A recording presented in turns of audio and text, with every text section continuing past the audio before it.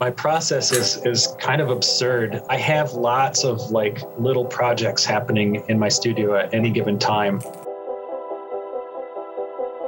If I were able to show you every single horizontal surface in my space is covered with piles of stuff. I call it messing around or playing because I'm always like trying to discover something or solve something or anywhere in between.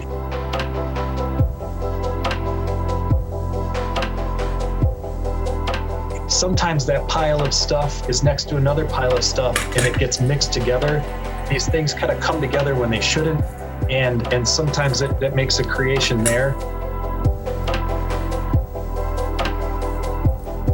It's partly because of the immense amount of mess that I work in that I have such interesting revelations. So I try not to clean up too much, which it also slows me down. Things that kind of come together, make these things happen for me. Sometimes and very often there's failures where something's not doing the thing that I expected, but is it doing something that's still interesting? Well, maybe it is, maybe it's not.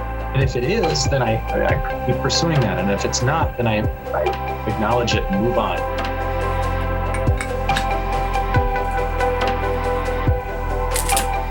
Eventually, I stumble into something that kind of becomes, maybe a building block for something else. It becomes a piece in and of itself, and then I work with it. And sometimes it just becomes a medium where I say, oh, wow, I made this thing work. Now, how can I use that to express these ideas? And that's kind of how things work with me.